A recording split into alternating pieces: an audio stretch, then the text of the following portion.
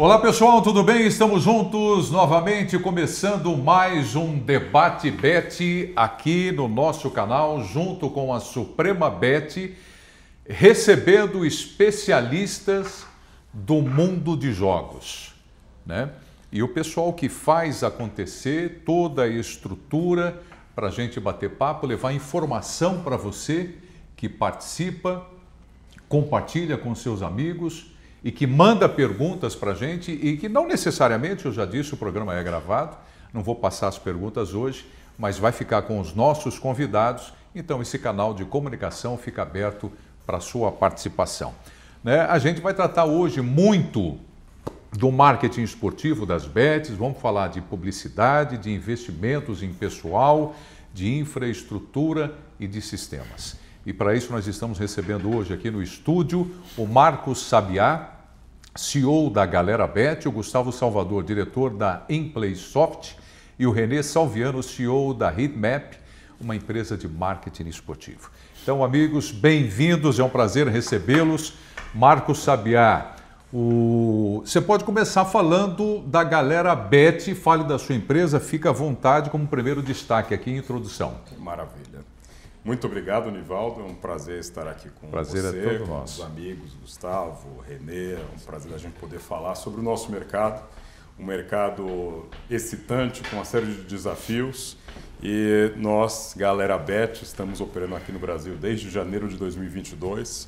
Somos fruto de investimentos de uma parceria com o Playtech Group, uma empresa internacional de tecnologia para jogos, já operando há mais de 26 anos ao redor do mundo. E iniciamos esse desafio aqui no Brasil ainda num cenário pré-regulamentação, naquelas nossas lacunas legislativas de ter saído uma legislação em 2018 autorizando e a expectativa de que esse mercado estivesse regulado ainda lá em dezembro de 2020, mas a gente veio ter definitivamente o mercado regulado somente agora em janeiro. Então a gente ficou operando nessas discussões pré-regulamentação.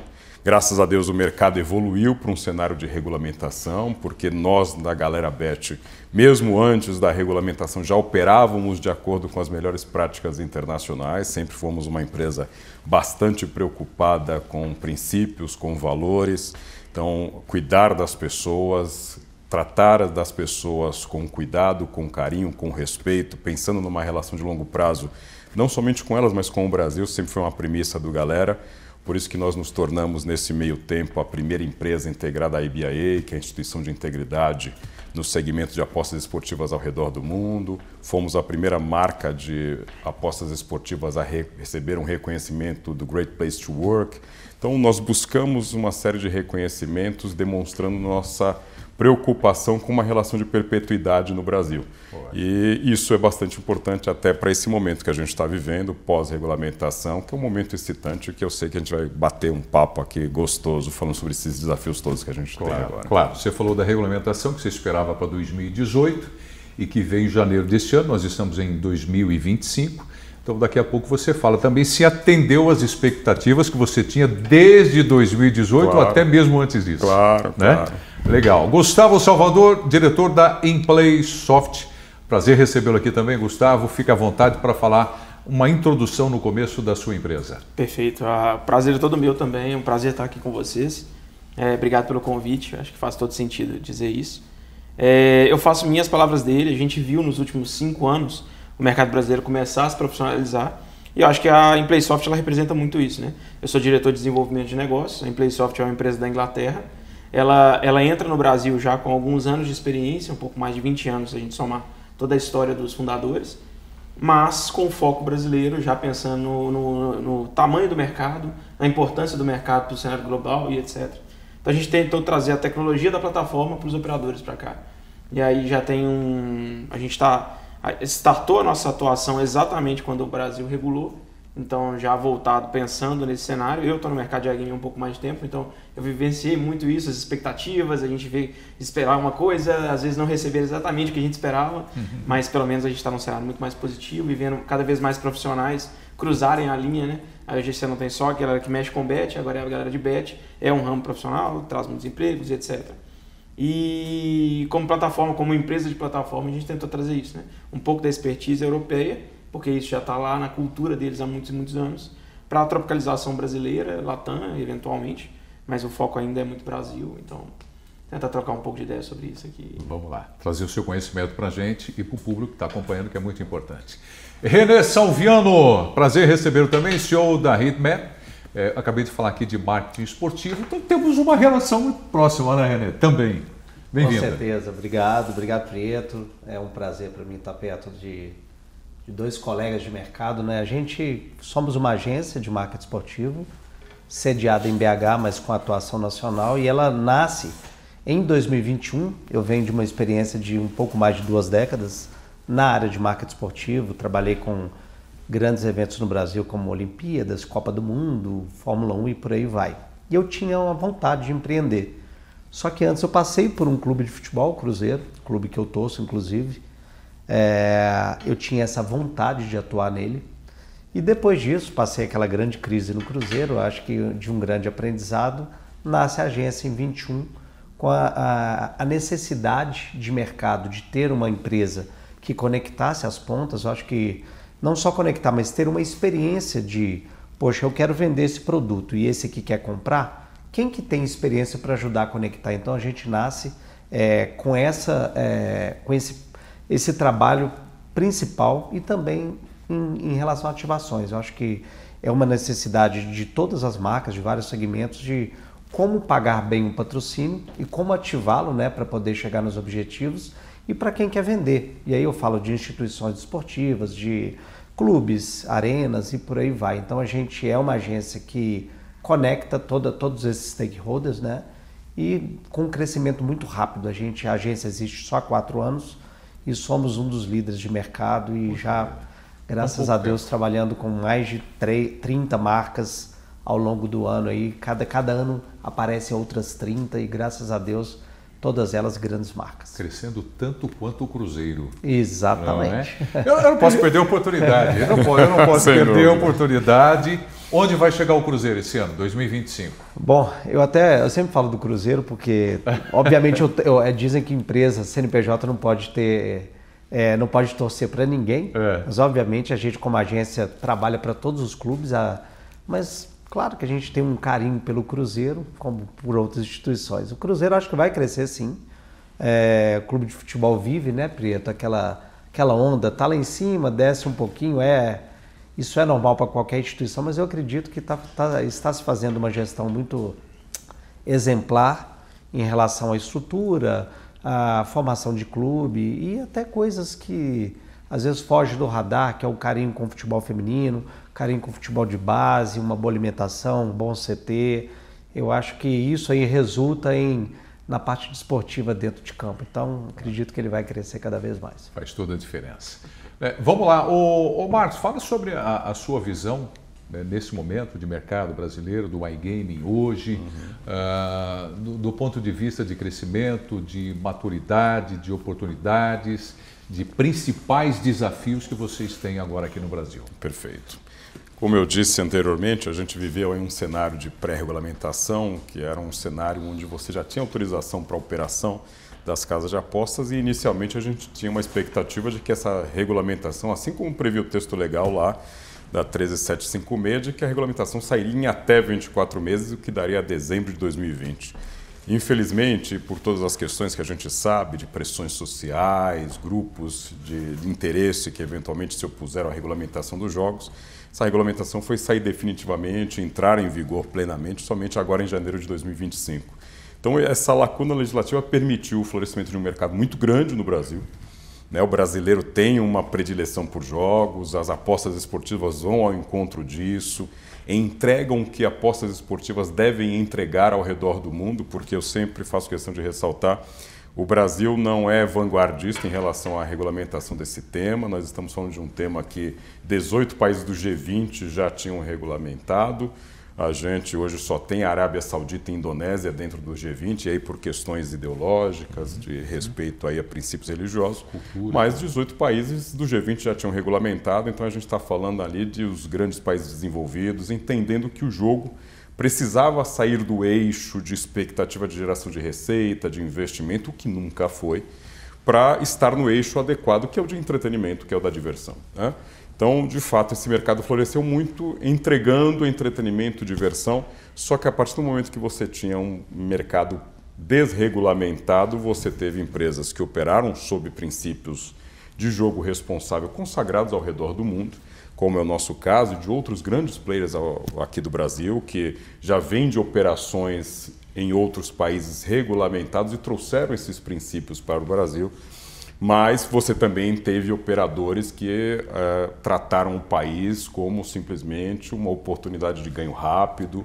A gente viu como foi deletério a publicidade irresponsável, como foi deletério empresas que não tinham preocupação com o porvir, com o futuro do Brasil. Então o mercado cresceu muito dessa forma, mas neste meio tempo esses operadores preocupados, de fato, trabalharam muito junto com o governo, e aí eu sempre faço questão de ressaltar, na pessoa do Zé Francisco Massu, que foi inicialmente assessor, depois secretário da pasta, hoje com o Régis Dudena, a SPA sempre foi uma parceira de primeira hora da sociedade e entendeu de que os operadores, como todos os agentes da sociedade civil, e aí eu digo isso por testemunhar desde o começo neste governo, essas discussões, de fato todos os operadores que quiseram conversar com o governo, todas as entidades da sociedade civil, agentes interessados no tema, participaram de um processo de construção de regulamentação que redundou na regulamentação que a gente tem hoje, que eu entendo que é uma das melhores do mundo.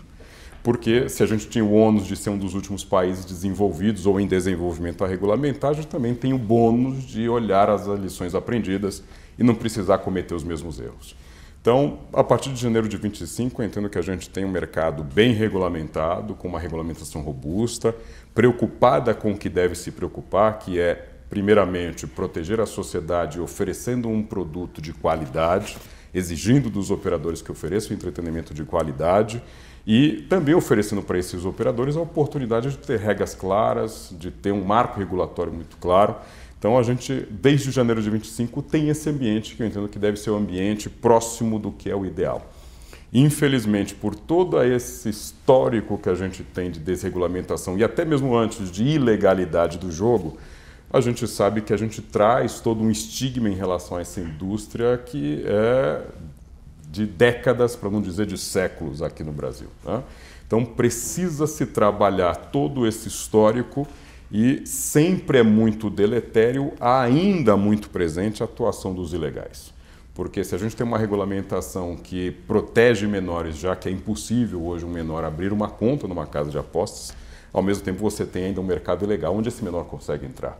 E está fazendo parte desse ambiente. E faz parte desse ambiente de negócio. Então a sociedade civil ainda tem dificuldade de diferenciar joio de trigo, quem são os operadores sérios de quem não são. E aí reside um dos grandes desafios desse mercado. Conseguir demonstrar para a sociedade civil que essas empresas regulamentadas são parceiras da sociedade, porque geram empregos qualificados, porque trazem investimentos de uma indústria que é trilionária ao redor do mundo e que fizeram do Brasil hoje um dos grandes players dessa indústria ao redor do mundo, que geram impostos. Hoje já estamos falando de mais de 6 bilhões de reais que foram recolhidos em impostos por esta indústria só esse ano. Ótimo. 3 bilhões só em pagamento de outorgas por licenças.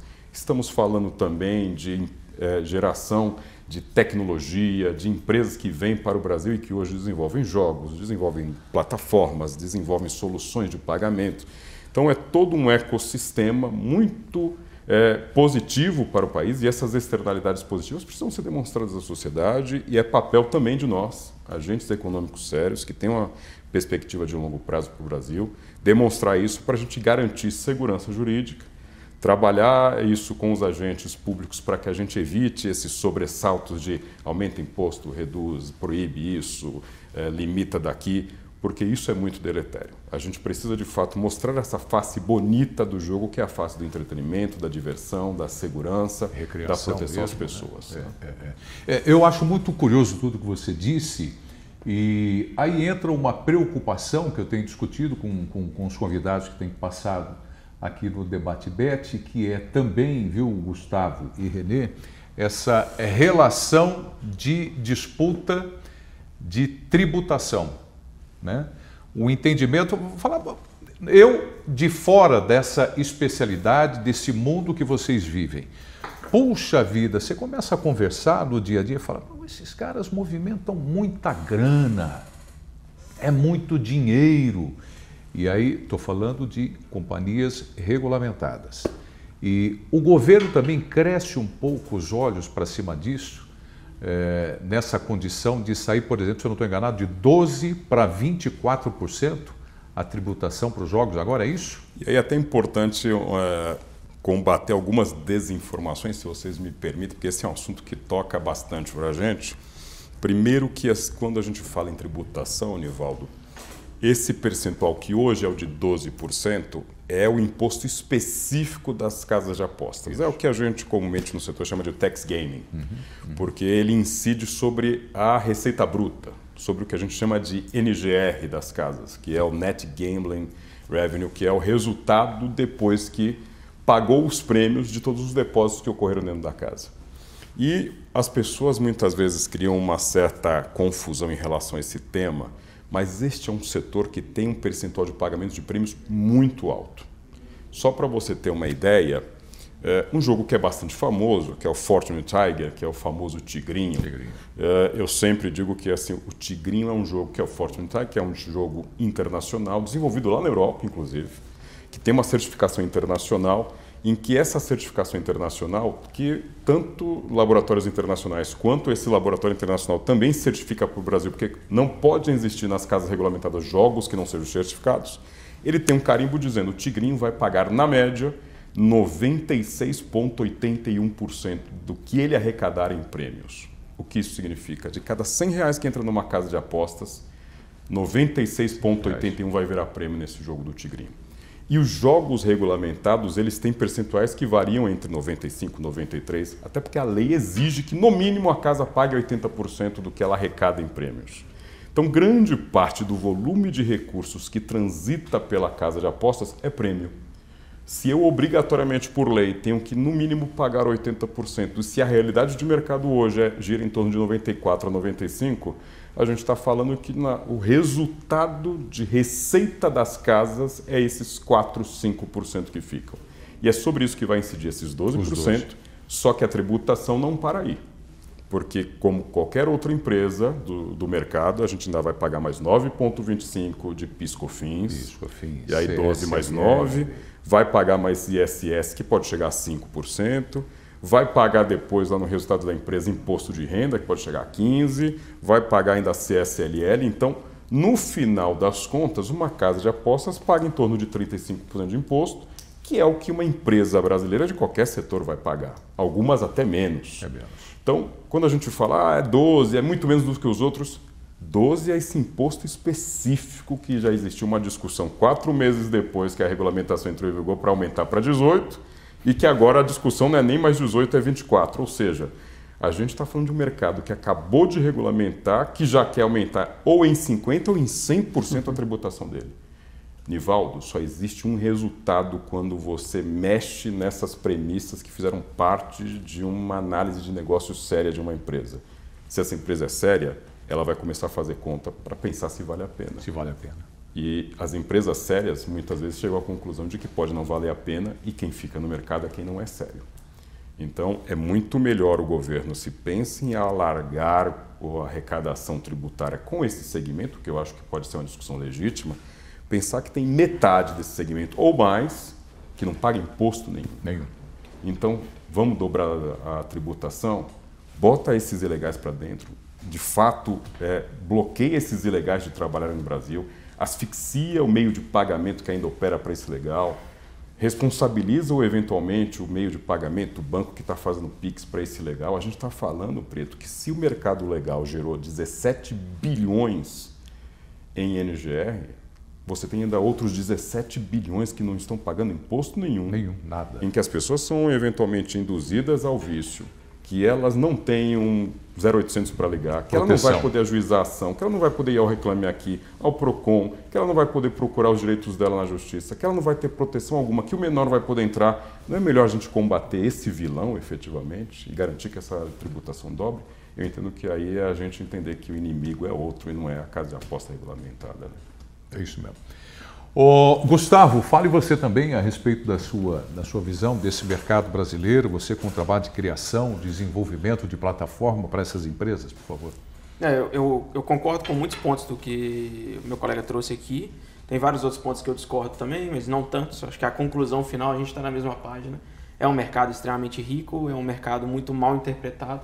Eu costumo brincar mesmo que o oposto da regulamentação é a ignorância. Então, mesmo no cenário, o pré-cenário que ele mencionou da regulamentação, existe uma diferença muito grande entre o mercado black e o mercado que a gente chama de cinza, né? Que é o mercado pré-regulamentação. Porque, internacionalmente falando, é um mercado trilionário. Ele foi preciso nesse sentido. Se é um mercado trilionário, existem empresas mundialmente sérias que trazem algum tipo de seriedade e controle para esse mercado. Então, mesmo no mercado que a gente estava antes, a Suprema, por exemplo, também é uma situação de pré-regulamentação, o pessoal da galera BET, etc., eles já trabalhavam do ponto de vista regulado. Ou seja, eu usava certificações internacionais para poder operar. O próprio jogo que ele mencionou da PG Soft, por exemplo, é uma das maiores estúdios de jogos do mundo. Para eu poder operar com esse jogo, exclusivamente eu preciso ter uma licença de regulamentação. Na época que o Brasil não tinha a dele, a gente ia atrás de outra. Então a gente tinha de Malta, que era muito grande, a gente tinha a própria licença europeia, tinha licença de alguns países da América Central. Contanto que a PG Soft aceitasse essa licença, eu podia operar, mas eu ainda operava dentro dos limites que ele mencionou. Então, antes da regulamentação, não era como se antes da regulamentação eu pagava qualquer prêmio, ou eu podia pagar 20% do ganho do jogo. Antes da regulamentação, eu já seguia as mesmas regras, né? E os que ele mencionou agora é o RTP, que é o retorno ao jogador. Então, eu já seguia essas regras de seriedade de mercado. O que a gente precisava era uma regulamentação tropicalizada, uma regulamentação abrasileirada, para entender o mercado brasileiro e etc. E aí talvez seja aqui que a gente começa a ter um pouco de divergência. Eu acho que a SIGAP ela atuou muito bem no pouco de tempo que ela tinha para poder fazer tudo. Mas, por outro lado, eu acho que também por pressão, de maneira geral, né, a gente não estou apontando nomes, mas a maneira com que a regulamentação foi criada no Brasil, ela impulsiona muito o mercado desregulado. E aí, assim, eu acho que ele foi preciso, são pelo menos 17 bilhões na mesa, e eu digo pelo menos, porque quando a gente olha os números, a gente tinha pelo menos 4 mil sites operando no Brasil antes de dezembro, e a gente reduziu isso para 194, 195 sites, que são hoje aprovados. Mas quando você entra no site da SIGAP para poder fazer uma consulta, você consegue consultar as empresas que fizeram pedido para poder operar. E dessas empresas, a gente está falando de pelo menos mais umas 800, né? A gente deve estar hoje chegando a 350, 370 pedidos. Cada pedido dá direito a 3 operações, né? Dá 3 slots. A gente multiplica isso por 3, a gente sabe que ainda tem um tanto de operação que quer rodar no mercado brasileiro, empresas que gostariam de entrar, mas eles ficam nesse cenário de receio, que não sabem o que está acontecendo direito, insegurança jurídica e etc. Além do fato de que colocamos uma limitação financeira muito grande na entrada. Aqui eu atribuo muito a talvez uma inexperiência do governo. Ele não tinha ideia do quanto de dinheiro movimentava. Então ele pensou, a única coisa que eu consigo controlar é o custo da aquisição da licença. E aí veio uma licença de 35 milhões por 5 anos. Quando a gente compara com licenças de outros países, até licenças que foram referências no mundo inteiro, né, de construção, são licenças que a gente vai achar por 25 mil dólares, 30 mil dólares. Ou seja, sair do mercado de valor regulado, é desse tamanho. Essa é a diferença de valor, entendeu? Quando você vai pegar uma licença hoje de Malta, que está um pouco mais cara, ela deve chegar a uns 50, 70 mil dólares hoje. Uma de Curaçao também, ela vai ficar na faixa de 30 mil. Anhuan, que muita gente usava, porque, de novo, eu uso Anhuan porque ela é internacionalmente reconhecida como uma licença séria, entendeu? E ela custava na faixa de 27 mil dólares. Repetindo, então, para 35 milhões no Brasil. Exatamente. Assim, a Anhuan, por exemplo, você vai pagar 27 mil dólares, 28 mil dólares, cada domínio novo você vai pagar um adicional de 27 mil dólares. Certo. Mas a questão aqui é, se eu quero operar e eu quero gerar imposto para o país, eu posso simplesmente ir lá e pagar um valor menor e operar. Então eu não precisava necessariamente ser empurrado, não estou justificando, não acho que é certo, não acho que as operações deveriam continuar nesse cenário. A gente tem toda essa guerra jurídica das municipais, das estaduais, etc. Mas eu acho que o principal motivo disso tudo acontecer é nem todos os players aguentavam uma regulamentação de entrada de 35 milhões. Ou mesmo que aguentassem, existia muita incerteza de como seria o cenário. Então eles ficaram com receio de entrar. E o governo ele foi muito taxativo nesse sentido. A gente teve uma data corte, se eu não me engano foi dia 17 de setembro. Todos os sites que tivessem apresentado a documentação 17 de setembro poderiam operar dia 1º de janeiro. Todos os outros sites que pediram depois do dia 17 de janeiro não tiveram essa oportunidade. Hoje eles estão na fila e não foram analisados ainda. Então a gente não sabe como é que vai ser o próximo cenário, se vai entrar novos players, a gente não tem nenhuma previsão de mudança. Mas sim, existe uma discrepância muito grande nisso. Aí talvez sejam os únicos pontos que eu discordo do meu colega. Mas fora isso, eu acho que é importante para o Brasil entender isso.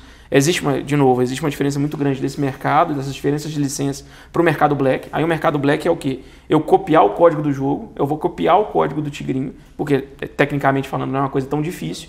Eu crio um site completamente desregulado, sem nenhum tipo de controle, licença, regulamentação, jogo responsável nem nada. E o principal, ali eu tenho o controle do RTP livre. Então, hoje eu não consigo simplesmente manipular o RTP ou o retorno do jogador do Tigrinho. E é importante mencionar que essas empresas elas não são benevolentes. O retorno ele é alto porque a dinâmica do jogo é uma dinâmica de entretenimento. Eu jogo e me divirto mais, o diferente da loteria. O meu avô jogou 40 anos na loteria, consequentemente R$2, porque é um prêmio muito alto para um valor de aposta muito baixo. Então eu aposto R$2 com a chance de ganhar alguns milhões. Muda a minha vida completamente. O Tigrinho ele não tem essa proposta. Assim, mesmo quando você considera os multiplicadores do jogo, ele não está ali para o cara apostar R$1 e ganhar 200 mil, 2 milhões, entendeu? Ele está ali para um multiplicador muito realista. O multiplicador, inclusive, ele fica aberto ao público. Um Tigrinho da vida, se eu não me engano, o multiplicador dele é 5 mil. Então, se eu aposto 1.000, o máximo que eu posso ganhar é aquele valor limitado. Claro que tem os multiplicadores do próprio jogo, isso aumenta um pouquinho. Mas o fato é muito diferente esse entretenimento gerado, essa diversão gerada para uma situação muito mais complicada que é quando eu controlo o RTP. Aí quando eu controlo o RTP que gera esse cenário todo que talvez vai entrar um pouco no seu mercado, que é as casas chinesas, por exemplo. Porque o que acontece com a casa chinesa? Eu tenho o código, a gente fala casa chinesa. Não é casa chinesa não, tá, não, gente? Por favor. Eu quero dizer em relação ao mercado de influência descontrolado. Porque o que é o mercado da casa chinesa? Né, que é um termo que se popularizou no mercado. São operações com o código do sistema, do Tigrinho. Esse código é manipulado para ter um jogo muito próximo do zero. E isso é muito baseado na influência. Então, às vezes, o influenciador, até sem saber, ele divulga uma casa que não é regulamentada. Esse influenciador, o primeiro contato com o cara, qualquer depósito que faz, não tem retorno. E esse site morre em 2 dias. Quando você fala isso para um operador sério, isso é a maior loucura do mundo. Porque o cassino, ele é baseado, o cassino, a aposta esportiva, ele é baseado em retenção e relacionamento. Então eu preciso ter um relacionamento de longo prazo para a coisa ser funcional. Então tem que ser uma relação benéfica para as duas partes. Quando eu pego um jogo que é completamente desregulado, e aí eu estou passando muito longe de federal, de municipal, de licença cara ou não, e eu estou indo lá para o caminho de desregular o retorno ao jogador. Nesse cenário, aí sim mora muito mais perigo ainda, porque a gente está falando de uma coisa que o cara vai colocar o dinheiro, não vai voltar, e ele ainda vai sair ali evangelizando negativamente, como se aquilo ali representasse a indústria, entendeu? E aí aqui mora um problema muito grande. Aí eu não quis dizer da casa chinesa, quis dizer do mercado de influência, porque acho que todos os setores da economia passaram por esse momento de aprendizado, inclusive tem muito influenciador que caiu nesse conto. Recebeu propostas muito altas de players de fora para poder investir em casas que não tinham nenhum tipo de regulamentação e o principal, não tinha nenhum tipo de controle também. Então era uma casa que nasceu um dia, morreu no dia seguinte e trouxe um estigma muito grande para o setor. Entendeu? Você foi citado, Renê. Eu? O seu mercado. Mas eu entendi até o lado dele, questão de influenciadores. Vamos lá. Eu acho que eu acompanhei muito de perto esse mercado. Eu acho que quem trabalha com marketing, no meu caso é marketing esportivo, mas a minha formação é de marketing, obrigatoriamente a gente tem que estudar, pesquisar muito, ler dado. Então esse mercado, quando ele vem muito forte para o que eu faço, que é marketing esportivo. Então, ou seja, a gente estava comentando, eu não vi em décadas, a gente já até teve bancos digitais, cervejarias, telefonias, mas nunca esse número de marcas com tanto dinheiro, né? Então eu acredito que a regulamentação, o ponto que dificultou a entrada dessa turma não foi o dinheiro. Eu acho que 30, 35 milhões para onde eles operavam, da forma que operavam, sem pagar impostos, vários deles sem cuidado nenhum com quem estava apostando, não foi o dinheiro, era justamente a documentação que era necessária. De onde vem o seu dinheiro? Então aí tinha 4, 5 mil casas, é o que a gente imagina, que eu estudei muito esse mercado. Então na hora de regulamentar, dinheiro todos eles tinham, mas como está o seu dinheiro? Aonde está o seu dinheiro? Como que você vai pagar essa licença? Não era pegar o boleto e pagar. De onde está vindo o seu dinheiro? Aí você trava milhares de pessoas. Ratificando até o que você está dizendo, Renê, nós fomos membros fundadores da primeira associação que nasceu nesse segmento, né? E de fato o que o Renê está falando é uma grande realidade. Eu me lembro das primeiras reuniões, até uma reunião que a gente teve com o ministro da Economia na época, já que a Secretaria de Prêmios e Apostas é vinculada ao Ministério da Fazenda. E um dos primeiros assuntos que surgiu foi essa questão da outorga, que na época ainda era discutido 20 milhões, 25, que já seria disparadamente, como o Gustavo falou, a maior do mundo. Mas eu me lembro que quando um outro operador quis fazer alguma reclamação sobre isso, eu fiz uma observação para o ministro e fiz uma observação para os colegas, primeiro de que assim, esse mercado, como a gente está dizendo, num semestre movimentou só em faturamento 17 bilhões, então é um mercado muito pujante. O mercado brasileiro hoje está disparadamente, nesses primeiros meses de regulamentação, entre os maiores do mundo já. E a gente está falando de um mercado que só numa camisa de clube, e aí não estou falando nem de clube que está disputando título, de qualquer clube da Série A, coloca isso para um ano de marketing na camisa do clube, né? Então, de fato, não é um dinheiro impeditivo, né? E o que a gente percebeu muitas vezes é de que os outros requisitos, como bem disse o René, que são requisitos de integridade, porque a empresa, para ela conseguir uma licença, muita gente ficou discutindo os 30, 35 milhões, mas aí entra na minha segunda observação ao ministro, de que a gente tinha que pensar que a discussão ali não era principalmente sobre outorga nem sobre imposto, mas como que a gente organizava um mercado desse tamanho para ser um mercado sério e que a gente não tivesse o que aconteceu, por exemplo, com a regulamentação dos bingos lá atrás, que ficou regulamentado 2, 3 anos e acabou porque caçado. Surgiu um escândalo. Então, a gente está falando de um mercado que nasce muito grande, já operava muito grande antes da regulamentação e precisava de parâmetros de integridade muito sólidos. Então, para uma empresa ela conseguir obter essa licença, e por isso que muitas delas não conseguiram, além de ela pagar esse valor de outorga e o depósito dos 5 milhões, ela também precisava ter 4 diretores estatutários com background técnico e idoneidade. Ele precisava ter uma estrutura de compliance regulamentada no Brasil, os seus jogos certificados, sua plataforma certificada, estrutura de atendimento 24/7, origem de recursos lícita. E a gente sabe que muitas empresas elas tentaram construir isso no Brasil, não conseguiram, tentaram fazer remessa de recursos do exterior e bancos não aceitaram por causa do seu compliance. Então a gente teve uma série de requisitos que não foram atendidos por essas empresas. E essa era uma das grandes questões que eu entendo que era crucial para o mercado. A gente precisava ter uma régua do ponto de vista de integridade muito sólida, porque eu até disse, ministro, o benchmarking para esse segmento é o sistema bancário. Porque se tem um sistema bem regulamentado no Brasil, é o sistema bancário. Bacen, a gente pode ter uma série de discussões, mas assim, ninguém discute a competência técnica do Bacen, discute que os bancos brasileiros são entre os melhores do mundo, e aí quando a gente olha rentabilidade, tem 3 bancos brasileiros entre os 10 maiores, entre os 100 maiores tem um monte de banco brasileiro, porque ninguém dorme com medo de falar assim, poxa, vou deixar meu dinheiro no banco, mas eu vou botar no colchão porque pode quebrar o banco. Não, você tem fundo garantidor de crédito, você tem banco central atuando, se tiver irregularidade vai liquidar o banco, vai responsabilizar o diretor. E as bets guardadas às devidas proporções, quando você fala de uma empresa que de cada R$100 que entra, 95 não é dela, é prêmio que vai pagar para Joãozinho, Pedrinho, Mariazinha, ela está administrando dinheiro de terceiro. Então eu tenho que ter alguém ali idôneo, íntegro, competente. Precisa ter uma empresa que entenda que se tiver um resultado ali de zebra num jogo do Corinthians e Palmeiras, ele tem condições de pagar o prêmio que ela não tinha expectativa, que ela tem um sistema de monitoramento contra a manipulação de resultados, combate à lavagem de dinheiro, integridade das apostas. Então, tudo responsabilidade da casa. Responsabilidade da casa. Então, você, de fato, tem um arcabouço legal que uma casa pequena não atenderia. Ah, mas isso vai barrar a concorrência? Tanto não barrou que a gente tem 80 casas que obtiveram licença. Acho que é um mercado extremamente competitivo e isso puxa muito o que o René vê do fenômeno dos patrocínios, porque a gente vê que os patrocínios no Brasil hoje, o futebol, acho que é a grande vitrine disso, se multiplicaram por N vezes, e não porque o clube foi lá e falou, não, agora eu só aceito X, é porque de fato você tinha vários agentes com várias marcas, com capacidade de investimento que trouxeram essa competição lá para cima, né?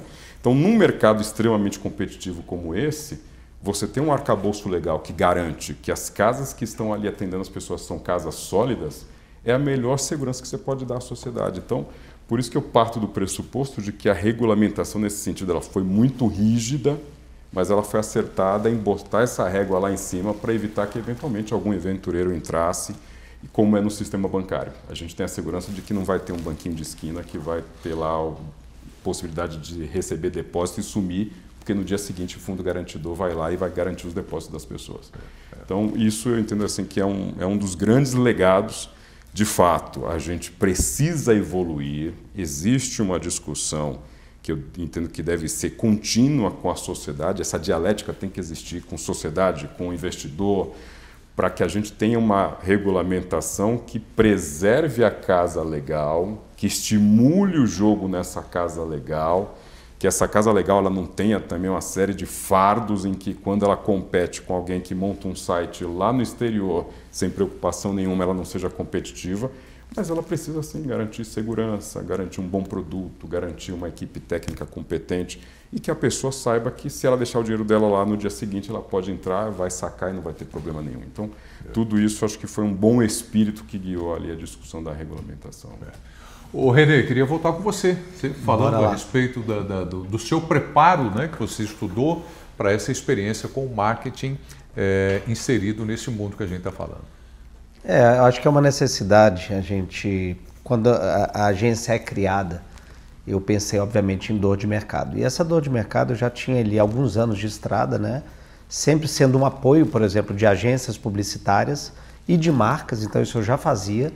Mas no clube de futebol eu pude testar isso melhor, com vários segmentos. Então eu peguei exatamente quando começa a entrada das marcas desse segmento. Então a gente, na época, eu como diretor de marketing comercial do clube, estudando este mercado, eu vi que, poxa, na Inglaterra, vários países, já tem isso aí, uma crescente muito grande.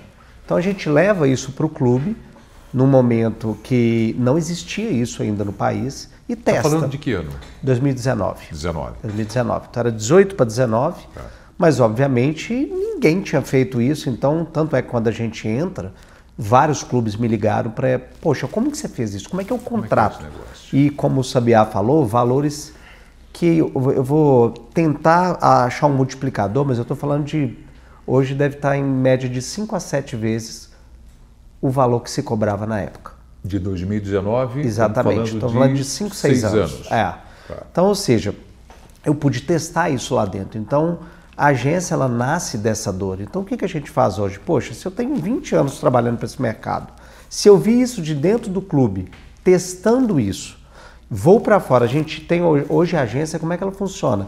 Tem vários profissionais ali dentro. Então, eu tenho pessoas de produção, eu tenho atendimento ao cliente, eu tenho designer, tenho vídeo, tem tudo ali dentro. É como se fosse uma agência publicitária, mas com conhecimento de marketing esportivo. Então, obviamente, eu vi um crescimento dessa indústria e um trabalho, por exemplo, eu vejo hoje a indústria falando em retenção de clientes, por exemplo. Mas eu entendo que essa retenção tem que ser trabalhada ao longo de todo o tempo, qualquer segmento. Se você tem um bom cliente ali dentro, você tem que tratar bem para ele continuar ali, ficar tão feliz, aí de forma bem didática, ficar tão feliz que vai te indicar outros clientes. Exatamente. Então, poxa, o mercado financeiro é assim, o mercado automobilístico é assim, e no segmento de bet também deve ser assim. Então, ou seja, o patrocínio, por exemplo, como o Sabiá falou, teve esse crescimento muito grande, mas eu acredito que muito mal estruturado em quem compra. Óbvio que se eu sou de uma instituição, eu quero vender. Quanto mais caro, melhor.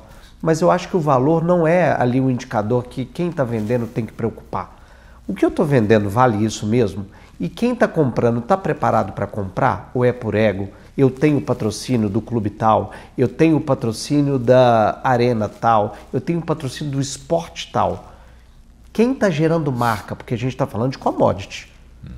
Esse site aqui tem uma experiência do usuário melhor que aquele, ok. Mas o produto é muito parecido. Muito. Quem está gerando marca? Quem está falando realmente de pilares de ESG, por exemplo? Quem está falando de verdade? Que uma coisa é eu ter compliance na parede, uma coisa é eu falar de responsabilidade na parede. Quem está realmente preocupado? Quem é do segmento que quando chega algum e-mail que tem uma pessoa doente, que são... a gente estava falando de percentuais, essa indústria é muito menor do que outras indústrias, são números que tem que ser falado, tem que ser comunicado de forma real. Claro. Então são coisas que eu vejo como marketing que ainda tem... A gente está no início de uma indústria, são pouquíssimos anos, mas eu como agência, eu gosto de estudar muito. Eu não trabalho só para o segmento de bet, a gente trabalha para cervejaria, para bancos, para o agronegócios. São 2.000 marcas que a gente fala anualmente. E óbvio, eu estudo cada indústria, porque o que serve para o bet, por exemplo, o bet dá aula em funil digital, em venda digital. Será que no segmento agro se faz isso bem? Porque o segmento agro está em mudança. Isso serve para o segmento agro. E o que o agro ensina para esse segmento? Banco, cervejaria, que é bons processos, governança, um bom compliance. Então, ou seja, como a gente trabalha com várias indústrias, obviamente, eu tento implementar um pouquinho de cada uma, o que é bom em uma, em outra. Eu vejo o segmento de bet muito no início, mas muito. Envolve muito dinheiro, então acho que quem for sério, quem que tratar de forma... eu vejo isso muito no futebol. Poxa, você gastar menos do que você arrecada é princípio básico de gestão, Prieto. E qual o que faz? Então, em bet é a mesma coisa. Poxa, eu ganhei muito dinheiro, eu compro uma Porsche, eu compro não sei o quê. Não, gente. Estrutura a sua empresa, cria um compliance lá verdadeiro, governança, trabalha a marca. Porque a médio e longo prazo o que fica é a marca. Exatamente. Porque eles investem muito, de forma bem didática, em tráfego na internet, que é onde ele consegue mensurar o ganho. Poxa, coloquei X, voltou em 4 meses. Muito rápido, né? Ok, mas se você fecha essa torneira do investimento em tráfego, o quanto você gerou de marca para suportar o dinheiro que você deixou de colocar ali? Sim. Então, qual empresa que está pensando nisso de verdade, gerando marca? Eu estudo todas elas. Eu vejo que cada uma faz, essa aqui fez isso, essa entrou na agência tal, aí falando de forma, agência publicitária, né? Que pode dar um apoio a elas. Claro. Mas eu já estou vendo há alguns anos o que vai acontecer com cada uma. Não que eu seja vidente, não que eu...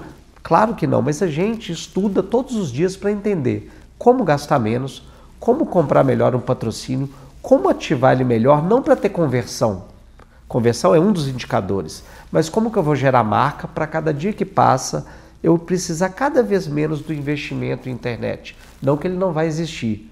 E isso, Prieto, Sabiá, Gustavo, é o meu negócio. Então, ou seja, eu obviamente, eu preciso estudar. Então eu aprendo muito com o universo do segmento de bet, como aprendo muito todos os dias com os outros segmentos. Mas depois de 20 e poucos anos errando e acertando, o cabelo branco ele vem com esse dia a dia. Então, ou seja, esse segmento ele é novo, mas o que se faz em marketing esportivo vem de muitos anos. É só um segmento novo, como veio telefonia, como vieram os bancos digitais. Então eu acredito que essa indústria ela vai crescer muito. As posições que compram o que a gente negocia, que é ativação, que é venda de patrocínio, elas vão ser melhor ocupadas. Não é algo que se treina da noite para o dia. Não vendendo o que a gente faz, tá? Mas ter uma agência, ter alguém ou um time profissional para auxiliar nesse momento é muito positivo, como ter uma consultoria numa assessoria de imprensa. Não adianta você colocar 10 jornalistas lá dentro. Claro, tem empresa especializada para fazer aquilo, para gerir uma crise ou para preparar para você não passar por essa crise. Claro. Então, acho que o que vai acontecer no mercado vão ficar os mais profissionais, os mais preparados, os que gastam melhor com patrocínio, os que fazem governança de verdade. Como ficaram? Tem advogado que ganha 1 milhão, tem advogado que ganha R$2.000. Tem clube de futebol que está se estruturando, tem clube que não vai se estruturar. Associação, não importa se é associação, se é SA, se é SAF, tem que ter gestão. Então esse negócio eu vejo todos os dias. Gestão é ter cadeiras bem ocupadas, é trabalhar de verdade o que se fala na internet, o que se fala na mídia social, que a empresa é responsável, que é isso, que é aquilo. Será que é mesmo? Então eu acho que a gente, como agência, a gente está vendo isso aí, uma por uma. É um exercício que eu faço diariamente, de entender como que a marca comunica, o que ela compra e o que ela está prestando de bom serviço ao mercado. É o que eu vejo daqui a alguns anos quem vai ficar. Porque tem algumas investindo bi em marketing, e é verdade, bilhão, casa de bilhão em marketing. E quando você olha para dentro, como que ela está estruturada? Porque esse dinheiro, de repente, vem de fora, de investimento. Empresa multinacional está vindo lá, ó, opera no negativo, daqui a pouco a gente criou uma base grande e vira a chave. Suporta isso. Outras empresas não. Então acho que o que a gente faz cada dia mais, porque esse segmento depende muito de patrocínio, depende muito de marketing. Então eu acho que fazer bem feito esse pilar é o que pode diferenciar e essa empresa ter uma crescente muito grande nos próximos anos. Perfeito, perfeito. Aliás, você me deixou curioso com relação ao que aconteceu com o Cruzeiro em 2019, né? Gustavo e Sabiá, nessa parceria, essa relação, como é que foi para o torcedor e de investimento para o futebol, para o clube? Naquele momento, se não me engano, entre fevereiro, a negociação foi início de 19 até mais ou menos maio de 19. E naquele momento, tudo que se faz num clube de futebol depende muito do resultado em campo e do que acontece com a gestão, né? Eu, naquela época, o Cruzeiro ele entra numa crise ali em maio, se não me engano, maio, tá? E que culmina no rebaixamento. Então, qualquer produto que se crie, na época, para vocês terem uma ideia, eu gosto muito de inovação, estudo muito inovação, estudo muito como é vender um produto. É a minha tarefa diária estudar inovação. Vou fazer 50 anos, então eu preciso entender o que está acontecendo com as gerações para trás. Tenho uma filha de 10, outra de 25, então olha quantas gerações eu tenho dentro de casa. E para quem quer vender, ele tem que ter muita resiliência primeiro e estudar muito o mercado. Então nessa época, a gente, pensando numa receita nova, e eu cuidava das diretorias comercial e marketing, a gente lançou naquele mesmo período uma usina solar, tá, do clube. Ela não gerava custo para a gente, mas a gente tinha receita. Uma telefonia celular própria, através de MVNO, justamente para a gente não ter custo, gerar receita e tirar um custo do clube. Criamos um banco digital próprio, sem custo. E detalhe nessa época também, que esse banco foi uma negociação onde eu puxei uma negociação, veio outra, enfim. Mas era um banco digital e o segmento de bet. Só que logo após veio uma crise. Então, quando essa crise vem, e foi muito forte, você não consegue performar os produtos. Porque você precisa, o seu ativo maior é o quê? É a mídia digital do clube, onde você comunica com o torcedor. Então, naquele momento, com a crise, a sua pergunta, Prieto, a gente não conseguiu, a gente teve um pouco tempo de leitura, mas para mim foi muito claro que era um mercado voraz, que era um mercado que tinha chegado para ficar. Eu não tinha noção, porque era um mercado que não era regulado, eu não tinha noção de tamanho de mercado. Eu sabia que o Brasil é cultural. A gente cresce falando, vamos apostar que quem corre melhor, vamos apostar quem nada mais rápido. Então, se está na cultura do brasileiro, eu falei, isso é um produto grande pelo tamanho do Brasil, pela questão do bingo, do não sei o quê. Cara, isso vai explodir no Brasil. Então, nessa época, eu encabecei, tinha uma equipe, claro, que sempre me ajudou, mas eu encabecei essas criações de produtos, que eu já pensava em novas receitas. Tanto que a gente naquele momento de crise, e numa Série B, recorde de patrocínios da história do clube. Então, ou seja, para mim foi um sinal de que a gente estava no caminho certo, porém num momento muito difícil. Eu vou fazer um comentário e deixo para vocês argumentarem. Eu fico pensando assim, o surgimento das bets, né, e de patrocínio, marketing, publicidade, name rights e camisa de clubes de futebol. Como eu lido diretamente com isso, eu ouvi muitas vezes alguém dizendo, até mesmo o torcedor, não só dirigente, falou, puxa vida, nós precisamos de uma bet na nossa camisa, né? E eu me lembro que isso surgiu assim como a bet, a salvação de um time de futebol. É o que vai resolver todos os nossos problemas, né? Porque se pensa diretamente naquela injeção financeira para você estruturar um time de futebol. E hoje eu vejo que, além disso, eu entendo também que há uma espécie de um orgulho de ter a bet estampada na camisa, naquela relação de sucesso e vitória da Bet com o clube de futebol, a cada resultado dentro de campo. Eu gostaria que vocês falassem a respeito disso também. E fico imaginando, né, na publicidade, alguém procurando o Renê, né, Sabiá? Gustavo falou, ô Renê, ajuda a gente aí. Tem muito, traz uma Bet para o meu time, não tem? Deve ter, né? Eu já tive o privilégio de conversar bastante com o Renê sobre isso, e a gente, na experiência do Galera Bet, a gente já patrocinou 3 grandes clubes da Série A, né? Fomos o primeiro patrocinador do Campeonato Brasileiro, a primeira Bet patrocinadora exclusiva do Campeonato Brasileiro. Quais clubes vocês tiveram, Sabiá? Nós estivemos no Corinthians, Cruzeiro e Sport. Né? E atualmente nós patrocinamos também a Ferroviária Feminina, que é um dos maiores clubes do futebol feminino. Quase chegou ali na final da Libertadores Feminina, perdemos pênaltis para o Corinthians. E narrei. E narrei o jogo. Narrei o jogo contra o Corinthians. Fenomenal. Vou até dizer para você, Corinthians foi melhor no primeiro tempo. Ferroviária entrou no segundo tempo mais ou menos. O Léo fez mudanças no time, jogou para cima, foi muito bem, levou para os pênaltis, foi para a disputa de terceiro lugar e levantou a taça de terceiro lugar. E que é um capítulo à parte, futebol feminino. Escreve isso, hein? E o projeto... O que vai acontecer no Brasil. Exatamente. E a gente foi patrocinador do Campeonato Brasileiro Feminino também, então o projeto feminino é algo que toca muito no nosso coração. E dentro dessa experiência, a gente notou muito, até do que o Renê comentou, eu que acompanho até o mercado do futebol um pouco antes, eu vim de outro segmento, mas que também teve uma relação com a gestão do futebol, eu sempre tive a expectativa de que a gente pudesse acelerar esse processo de profissionalização do futebol.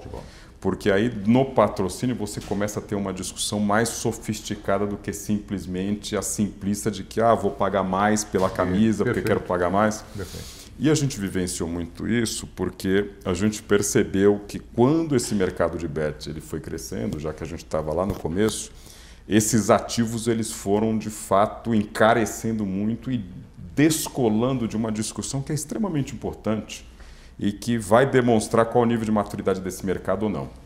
Eu entendo que você pode ter uma discussão de posicionamento, de competitividade, tem momentos em que eventualmente um ativo de publicidade ele descola de uma discussão mais racional, mas porque tem uma questão de posicionamento, de construção de marca, branding. Mas esse mercado de bet ele tinha tanto operador, em que a discussão não existia nenhum tipo de sofisticação para entender assim, poxa, que base que eu estou atingindo, que valor eu estou transmitindo. Até porque eu entendo que também quando você patrocina, você tem que entender por que eu vou patrocinar esse clube, qual é a relação que eu vou construir com esse torcedor, ou por que eu estou patrocinando esse ativo, que valores esse ativo transmite, que a minha marca também transmite. Porque eu entendo que o melhor patrocínio é aquele em que você casa o ativo com os seus valores e você potencializa então a transmissão da sua marca, demonstrando que assim, olha, essa marca que está associada à alegria, eu também transmito alegria. Essa marca está associada à seriedade, reputação, eu também estou associado a isso. Então você precisa pensar em marcas que transmitam isso, né? E o futebol foi se descolando dessa discussão em ambos os lados, né? Porque começou a se perder a percepção de qual é o retorno que esse investimento vai dar, qual é o planejamento de marca de ambos. Então esse clube está se associando a essa marca, teve a preocupação de entender qual que é o background reputacional dessa marca, o que essa marca está trazendo de histórico, qual que é o plano dessa empresa, porque clube, se tiver um escândalo envolvendo essa marca, poxa, eu também vou junto. E a marca também pensando a mesma coisa, se tiver um problema nesse clube, poxa, espera aí, vamos fazer uma discussão um pouco mais ampla. Então, se perdeu isso nessa selva que se tornou o mercado do patrocínio de futebol. E a regulamentação traz, acho que, uma contribuição bastante interessante, porque se a gente ainda tem um mercado muito alvoroçado, pelo menos a gente começa a ter agora uma discussão onde são empresas que precisam apresentar balanço auditado. Então, como obrigatoriamente essa empresa precisa apresentar balanço auditado, tem que ter diretor estatutário, no mínimo vai ter que ter uma discussão um pouco mais clara de dizer por que você está pagando 10 e não 5? O acionista vai querer entender, poxa, por que você está colocando 100 se tem outro que está pagando 80 por um clube de torcida similar? Então, essas discussões precisam ocorrer num mercado maduro. Porque em qualquer setor da economia não tem uma discussão de que eu vou patrocinar porque é meu time do coração, simplesmente pago o triplo só para eu... Não, a discussão é um pouco mais séria e profissional. Então, o mercado regulado ele traz essa discussão que eu entendo que precisa ocorrer dos dois lados. tanto do ponto de vista das bets, onde eu vejo muitos dos meus colegas hoje que já sentam e são muito competitivos e estão investindo muito dinheiro, mas estão fazendo essa discussão com seus acionistas do ponto de vista de que, olha, vamos pagar um prêmio um pouco mais alto, mas é porque a gente quer posicionar a marca nesse momento de mercado de forma diferenciada, ou porque a gente quer atingir tal segmento da sociedade. E é imprescindível que do lado do clube também tem uma discussão de dizer assim, olha, eu vou receber X, mas eu vou gerar valor para essa marca, eu vou ter preocupação em entregar um bom produto. É daí que surge essa discussão que precisa profissionalizar o futebol, porque na hora que eu patrocino um clube de futebol, eu estou falando em todos esses valores. Eu, quando patrocino a Ferroviária há 5 anos, é porque a gente olha para a Ferroviária e fala assim, poxa, a Ferroviária transmite o quê? É um clube de futebol feminino que está entre os campeões, então estou associando minha marca a um campeão de Libertadores, um campeão brasileiro, a um projeto que iniciou como projeto... Se não estou enganado, é bicampeã da Libertadores. Bicampeã da Libertadores, campeã brasileira. É um projeto que iniciou como um projeto social de Araraquara e que depois redundou no clube de futebol. Hoje é um projeto que em todos os campeonatos entra como competitivo. É a força do futebol feminino que precisa se estabelecer no Brasil, ainda que tem o desafio de quebrar preconceitos. Então, quando eu associo minha marca, eu estou associando a todos esses valores. Sim. E sei que do outro lado tem um diretor de marketing que faz essas discussões constantemente com a gente também, de dizer, olha, Marcos, a gente quer fazer tal ação, tal campanha, a gente vai trazer vocês aqui para uma discussão com os nossos executivos, para a gente trazer a visão de vocês também. Então, quando o patrocinado também entende que quanto mais ele entrega resultado para o patrocinador, ele também está melhorando o produto dele, a gente deixa de ter aquela discussão rasa de que dá 100 para mim, dá 110, é melhor. Então, essa discussão precisa ser mais sofisticada e eu não tenho dúvida de que ela está se sofisticando. O momento de mercado brasileiro ainda é muito competitivo. É natural que essas grandes empresas, e hoje, como eu comentei, a gente está falando maciçamente de um mercado brasileiro de bets, que são grandes grupos internacionais e que sabem que o Brasil é uma das bolas da vez, ou se não é a bola da vez dos grandes mercados de jogos no mundo. Então elas sabem que precisam se posicionar de forma estratégica e por isso que você tem tanta competição. Mas mesmo isso precisa ter uma racionalidade. Mesmo isso precisa ter uma discussão ali com o acionista para dizer, olha, a gente vai pagar isso, que é um valor historicamente muito alto, mas a justificativa é porque eu quero me posicionar com uma marca forte, líder, num país que é importante para os nossos negócios. Então, isso eu vejo como um dos pontos grandes, muito positivos desse momento que a gente está vivendo do mercado brasileiro de apostas. E a Ferroviária, que eu falei, é exatamente isso. Foram 2 conquistas em 17 edições, essa que terminou agora, no último final de semana. Ela ficou com a medalha de bronze, terceiro lugar, exatamente. E teve as conquistas em 2015 e 2020. Exatamente. 2 títulos de Libertadores da América. Gustavo, do ponto de vista de plataforma, provedor, como que o desenvolvimento de produto influencia nas estratégias de marketing das marcas que vocês estão atendendo hoje? Legal. Eu vou tentar fazer um apanhado de tudo que a gente discutiu aqui, também colocar um pouco de contribuição e responder a sua pergunta. Alguns exemplos práticos para a gente. Sim, legal. Sim. A gente está atingindo agora com a Inplay mais ou menos 15 clientes com regulamentação. Então a gente atinge muitos times da Série A, muitos times da Série B e muitos times da Série C. Acho que a primeira coisa que a gente leva em consideração é o motivo, né? O motivo ele mudou muito nos últimos anos e é o que a gente falou mais cedo. A regulamentação no Brasil ela é nova para o Brasil. Então o que a gente está aprendendo agora, a gente está aprendendo condensadamente o que a Europa faz há 200, 300 anos. Porque nas últimas 5, 6 gerações do Brasil, desde 46, a gente tem esse distanciamento do jogo. Então, quando 2019 acontece, a gente pegar marcas grandes como a 365, a Betano, que chega no Brasil, porque vê potencial no mercado, adentra o mercado e começa a fazer um pouco mais de traqueamento, isso, quem está há mais tempo aí sabe que na época a Bet365 não tinha nem suporte em português. Você só tinha no mínimo suporte em espanhol. Mas, quando os operadores brasileiros começaram a nascer, eu estou vendo aqui o símbolo da Suprema, a Suprema foi muito isso no início também. Eles tiveram que cavar muita coisa, porque eles estavam muito próximos do poker, e o poker já era um esporte da mente.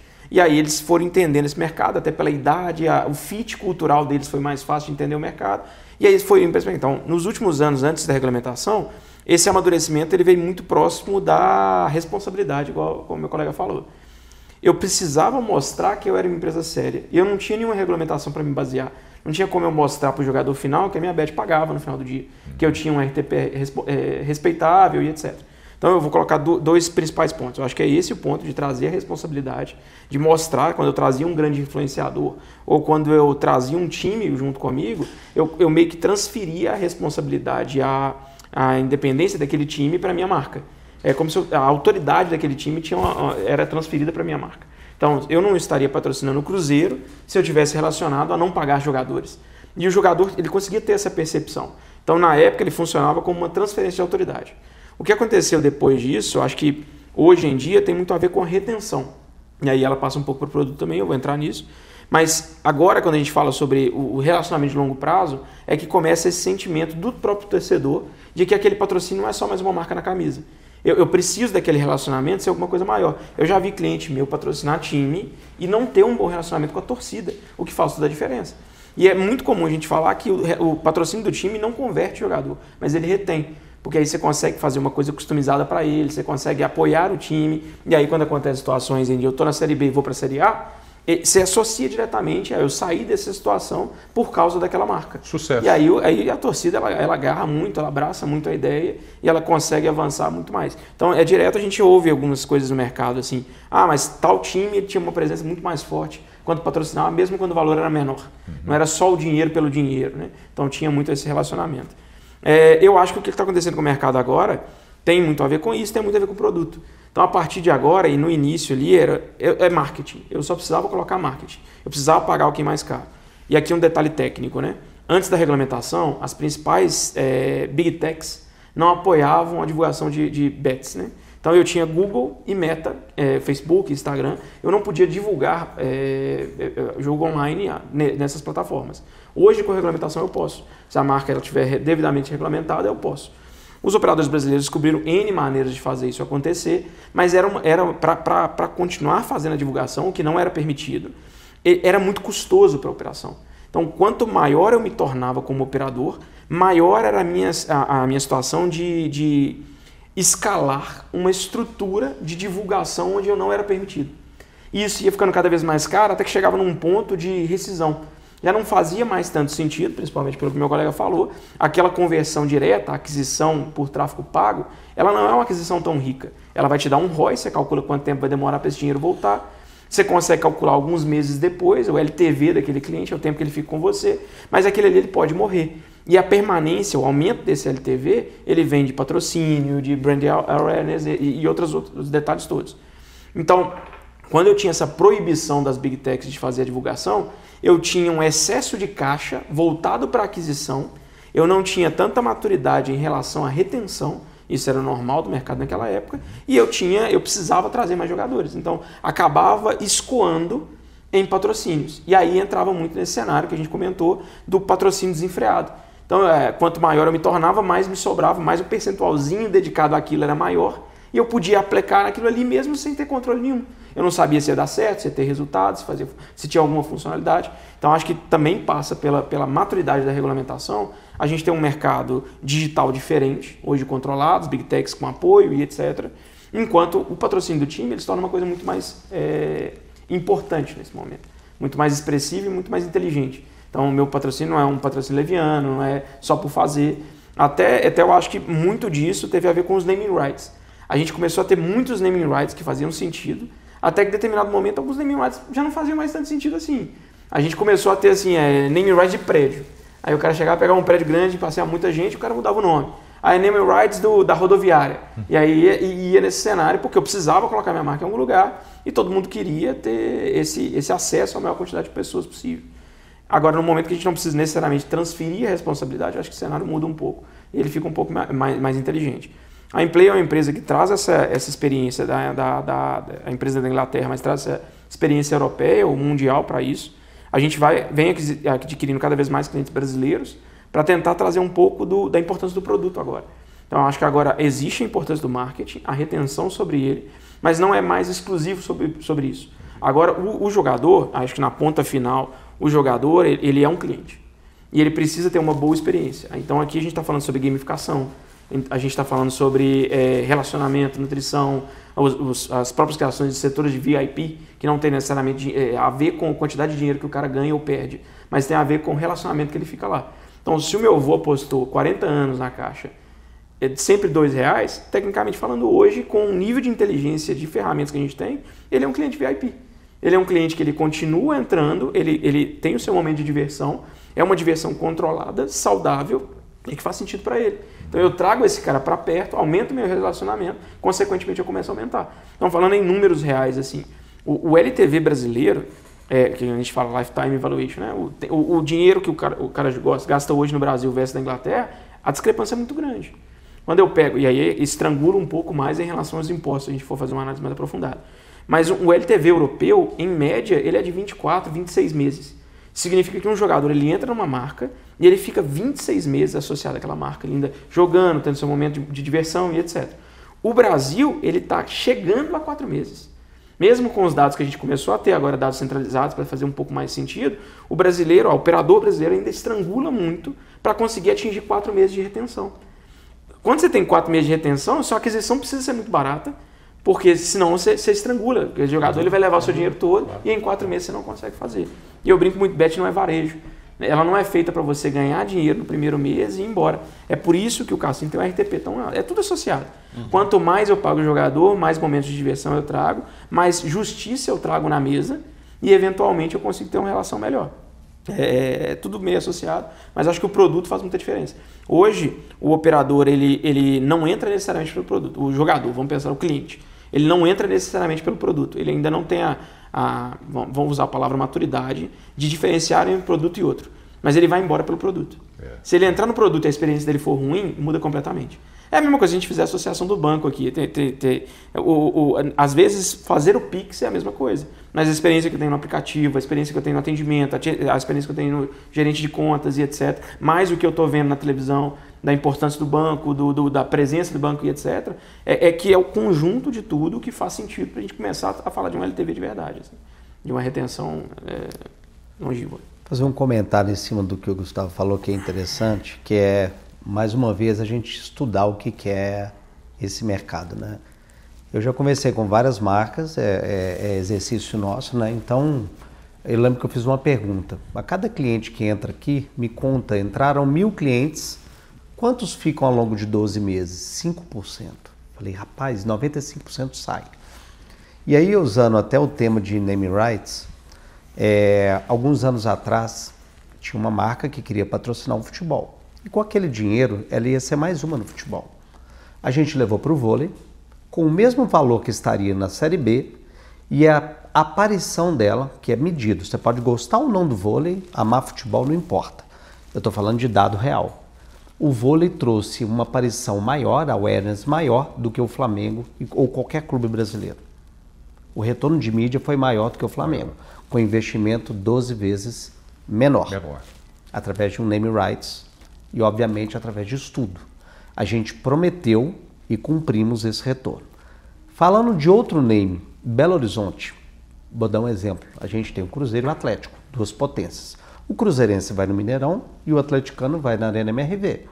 Então, o público que se tem no Mineirão e o público que se tem na Arena MRV, se você somar os dois e multiplicar por 7, dá o público do Mercado Central. O Mercado Central tem um tempo de retenção de público maior do que a Arena. E mais um dado, o público lá é fit total com o público de bet. Eu fui lá e vendi o name do Mercado Central. Então, ou seja, quando a gente vê um name de uma rodoviária ou do Mercado Central, às vezes é só o nome, mas por trás daquilo ali pode ter um estudo tão aprofundado, e vou mais. Todo ano sai uma pesquisa, acabou de sair uma agora, do lugar mais amado em Minas Gerais. Quem ganha todo ano? Mercado Central. Então imagina se você pega uma estratégia de trazer onde o público mais ama, público total apostador. Detalhe, você não tem restrição de Cruzeiro ou Atlético, porque vai os dois. O lugar mais visitado de Minas Gerais. Mais o América. Mais o América. Lá era o estádio do América, inclusive, há muitos anos atrás. E prestes a chegar no centenário. Então, ou seja, a gente ali, quando eu falo de ter uma agência, de ter profissionais, não importa o segmento, para você estudar bastante aquele mercado, cara, patrocinar um Mineirão é um ouro. Ali você fala de muita coisa legal, faz muita experiência legal. A Arena MRV também. E o Mercado Central, como é que você vende um produto desse? Estudando. Eu lembro que na reunião para vender esse produto demorou 5 minutos, que é dado. E contra dado não tem como. Então você traz um dado de um local mais amado, várias pesquisas, é só dar o Google, todo ano ganha. Poxa, o lugar mais amado. O lugar mais visitado, qualquer turista que vá a Belo Horizonte passa obrigatoriamente pelo Mercado Central. E aí você vem com um número, quando você compara para público o que se procura na internet, que está todo mundo de bet olhando para a internet, o que se procura lá, que é engajamento, é trazer tráfego, achar o fit com aquele produto, lá naquele local, gente, é um negócio que a gente que está ali no dia a dia tentando vender um patrocínio, a gente não vende a marca aparecendo. Porque a marca aparecendo, ela tem o seu valor, acho que a placa de campo ela nunca vai deixar de ser um baita de um ativo. Sem dúvida. Mas quando você começa a estudar aquilo ali, poxa, o Mercado Central, quando se compara fluxo de pessoas, no Brasil só perde para o aeroporto de Guarulhos e Congonhas. Eu estou falando de comparação com o aeroporto. Quando você pega público de estádio, você tem que juntar o público de todos os clubes juntos para bater o público de um local. Será que ninguém parou para... Peraí, deixa eu estudar isso aqui um pouquinho para eu sair um pouco desse mar vermelho, que o Sabiá fala muito bem isso, sair desse mar vermelho e deixa eu achar esse mar azul. Aonde está? Então eu acho que o futuro deste mercado vai ser cada vez estudar mais, porque o marketing, eu nunca, pelo menos eu não me lembro de um segmento nos últimos anos que se investisse tanto em marketing. E aí, obviamente, o público apostador está muito no futebol, óbvio, né? Mas os outros esportes ele acompanha também. E a gente, como marketing, a gente tem que enxergar a onda chegando. Então a gente está lá no mar, a gente espera a onda chegar. Nesse mercado, nós precisamos ler mercado. O futebol feminino, caso à parte. Gente, quem assiste futebol feminino também assiste futebol masculino. Quando você pega a Globo entrando no Brasileiro, tem um bom sinal. Quando você pega a Globo entrando de novo na Copa do Brasil, tem um outro sinal. Quando você pega a audiência, que é um dado real, tá ali, o sinal tá ali. E quando você compara isso com o futebol masculino e vê essa diferença de valor num esporte onde a geração Z vê como causa social, você vê um crescimento muito grande, uma Copa do Mundo vindo aí, cara, o dado tá ali. Quem está investindo no futebol feminino? Vamos lá ver quantas marcas que realmente investem, gente. Eu estou falando de investir, acompanhar e deixar um legado naquele esporte, porque esse esporte precisa de legado. Esses dias saiu, cada hora sai de um clube aí. Eu já entrei dentro de clube e vi as meninas comendo marmitex no sol. Clube grande. Será que o masculino come marmitex no sol? Então, ou seja, são coisas que tá ali na cara da marca. Então, se ela começa a enxergar isso aí e fala, peraí, eu vou investir 20 vezes menos, vou estar no futebol, que é o esporte mais apostado, vou conseguir ter um pilar ali de ESG, que é transformação social, e ainda vou pegar essa onda aí do crescimento e Copa do Mundo, são coisas que eu acho que a gente como marketing, como as marcas devem agir, é fazer essa leitura. Se ela não tem esse profissional lá dentro, que é difícil ter, uma coisa é gostar de futebol, outra coisa é acompanhar o futebol, outra coisa é trabalhar anos com o futebol, acertar e errar, e fazer aquilo ali. Procura uma assessoria, de quem quer que seja. É assim com comunicação, é assim com bons programas como esse aqui. Poxa, eu preciso comunicar bem, eu preciso estar perto de alguém. Prieto, quantos anos de mercado você tem? 43. 43 anos. Eu nunca ouvi um risco de você. Peraí, eu tenho que associar minha marca? Eu vou sentar com o Prieto. Eu vou ler a audiência dele. Quero ver com quem ele fala. E aí, a partir daí, eu vou me conectar a ele. Eu estudo. É isso. Então, ou seja, são coisas que ainda falta nesse mercado e eu até entendo. Está no início, acabou de ser regulamentado, temos bons sistemas, temos boas marcas, mas eu acredito que ainda vai ter uma evolução muito grande, mas é muito grande. Quem estiver estudando, quem estiver se preparando, que é o que eu falei que eu faço, vou fazer 50 anos, então eu estou vendo IA poxa, eu falei com a minha filha esse dia no carro, eu vivi a época sem internet e a época com internet. A gente viu a IA, então a gente é um privilegiado de ter vivido isso tudo.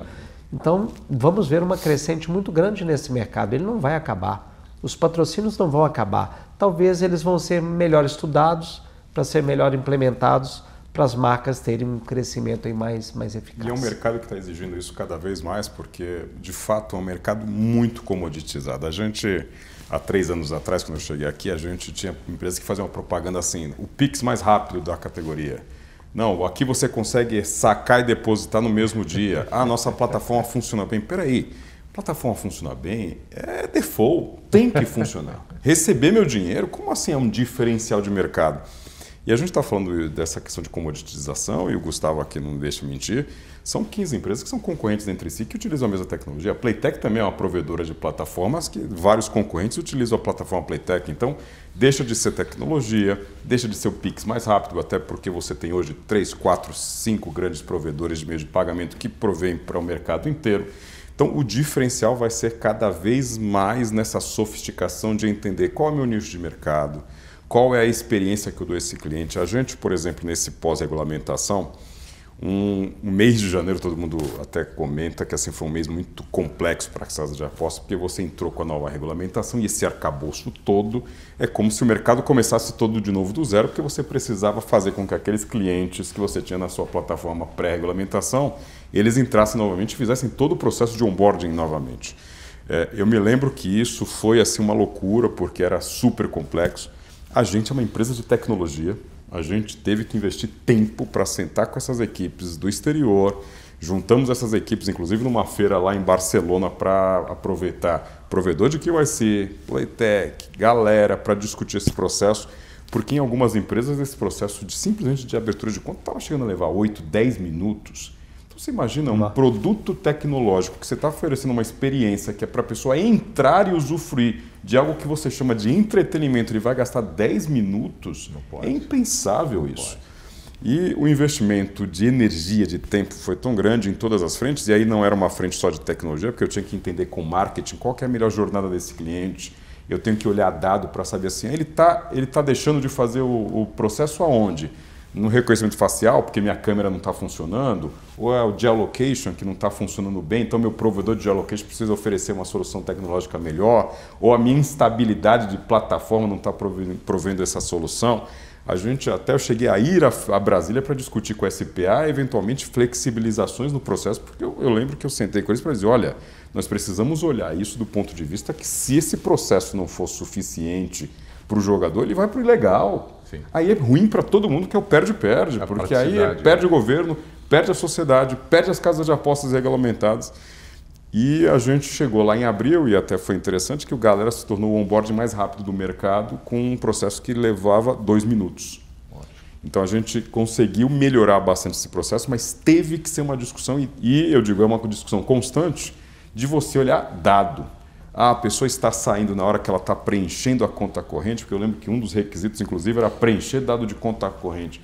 Quem que sabe o número da conta corrente hoje em dia? Você sabe o seu Pix, e olhe lá se você souber a sua chave Pix de cabeça, que tem gente que não lembra nem o CPF.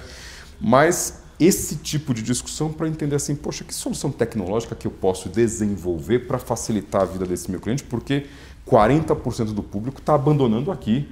Porque se ele simplesmente abandona o processo nesse momento, ele vai para outra casa, ele vai para outra experiência. E se eu sou uma indústria de entretenimento, hoje a discussão das bets é com as suas concorrentes dentro desse setor. Mas é um segmento que, quando dentro de uma indústria de entretenimento, eu estou concorrendo com grandes players do entretenimento. Porque se a pessoa está jogando apostas esportivas, ele poderia estar num streaming de vídeo, de áudio, ele poderia estar em outra experiência de entretenimento. Então a gente tem que pensar que essa sofisticação exige da gente esse preparo e essa análise cada vez mais ferrenha aos dados e aonde a gente tem essas eventuais possibilidades de potencializar a eficiência do processo, entendendo que a gente está competindo com gente muito grande, muito bem preparada, que oferece customer experience cada vez mais eficiente, cada vez mais próxima da realidade do jogador, que está utilizando inteligência artificial para detectar onde o olhar do jogador está parando dentro do site. Então eu preciso cada vez mais trazer para dentro dessa indústria esse tipo de reflexão. E é por isso que eu digo que eu sou tão alvissareiro com o futuro das bets, porque eu vejo que hoje você tem profissionais como a gente que passa a ter essas empresas áreas de inteligência de mercado, de Big Data, áreas de inteligência do consumidor, que são coisas que você nem imaginava ter dentro de uma casa de apostas. Não é mais simplesmente ter o 0800 para atender. É alguém que vai pensar no comportamento de uma determinada classe social naquele estado dentro da casa de apostas. Então, é esse tipo de discussão, né? E pensando isso é que, de fato, que o René falou, tem bastante assertividade. É dado, número, é provar aquilo não por tentativa e erro, mas porque, de fato, tem uma tese ali muito bem justificada dentro daquela discussão. Perfeito. Foi muito legal a hora que você falou a respeito de investimento, não só no futebol, o vôlei, o exemplo que você deu, porque, coincidência, eu ia jogar para você exatamente para que você trouxesse para a gente essa experiência de como é esse trabalho de pesquisa, de estudo, de escolha de onde exatamente você vai fazer o seu investimento, mais do que isso, o seu posicionamento de marca. E essa experiência era muito importante e, por coincidência, sem eu perguntar, você trouxe isso para a gente. Nessa reta final aqui, para encerrar, vocês fiquem à vontade para trazer um destaque, uma mensagem final, mas eu gostaria de saber e perguntar, podemos começar com o Marcos Sabiá aqui, da Galera Bet. Fala um pouco, nesse final, da estrutura da tua companhia, da sua empresa, de pessoal. Eu estou dizendo do ponto de vista quantas pessoas a sua empresa está empregando e deixando preparada nesse mercado. Perfeito. Ótimo, até é um momento alvissareiro, porque é um momento realmente de expansão dos negócios, né? Então, o grupo hoje, sob esse guarda-chuva, opera 2 licenças, uma das licenças com a marca Galera Bet, a outra licença com 2 marcas, F12 e LuvaBet, e uma terceira marca que vai ser lançada agora no final do ano. Então, aí a gente está falando de uma operação envolvendo 4 marcas. O grupo também opera, enquanto prestador de serviço, outros nichos de mercado que a Playtech tem sob as suas verticais: desenvolvimento de jogos ao vivo, prestação de serviços de gerenciamento, de atendimento, de análise de risco, provedor de conteúdo, agregadora de jogos, plataforma de tecnologia para casa de apostas, plataforma de cassino de jogos. Então, todo esse guarda-chuva e, especificamente no que a gente fala da marca Galera Bet, das demais marcas F12 e LuvaBet, aqui em São Paulo a gente acabou de fazer um investimento importante para a mudança de escritório. A gente está num escritório hoje de 1.000 metros quadrados, que tem ali em torno de 130 pessoas. Em São Paulo. Em São Paulo. Né? Essas marcas também têm um escritório, a gente também tem um escritório em Recife, com em torno de 200 pessoas. Então, é um grupo aí que já tem essa estrutura que é composta como qualquer casa de aposta, mas bastante nacionalizada no nosso caso. Apesar de sermos uma marca vinculada ao grupo internacional que tem o seu back-office, que aí é compliance financeiro, jurídico, regulação, a gente tem ouvidoria, essas estruturas todas de back-office aqui no Brasil, com diretorias próprias e estruturas que fazem desde análise de risco até a tesouraria, contas a receber, o jurídico contencioso, o jurídico preventivo, a análise regulatória de todas as portarias, legislações que a gente tem no Brasil, e não somente do ponto de vista do jogo, mas da tributação, de operação dos negócios. E, de fato, o marketing, que é onde a gente tem uma grande concentração, onde está o core business de uma casa de apostas, que aí, quando você fala de marketing, vai desde o patrocínio, publicidade, análise de veiculação, seja em redes sociais e televisão, como também a gente ter ali as estruturas de atendimento aos clientes VIP, CRM, atendimento ao consumidor final, Customer Service. Nossas 3 marcas hoje são entre as 4 primeiras colocadas do ranking do Reclame Aqui, pela avaliação dos nossos próprios jogadores. Então, a média das nossas casas hoje em 10 é 9,7, 9,8. Isso do próprio jogador que foi lá fazer, eventualmente, alguma reclamação no Reclame Aqui, mas teve essa reclamação atendida, até porque a gente parte desse pressuposto de que esse jogador que está indo lá, ele está construindo uma relação conosco. E, como a gente disse aqui, quanto mais essa retenção funcionar positivamente, melhor para o resultado da casa. Né? Então, é um momento de expansão, é um momento de investimento, efetivamente, de crescimento dos negócios, até porque esse mercado brasileiro ele vai passar, inevitavelmente, por um processo de consolidação também de marcas. Como qualquer mercado comoditizado, você vai ter aí muitos movimentos de M&A, que são marcas se fundindo, marcas sendo adquiridas, marcas que vão adquirir outras marcas.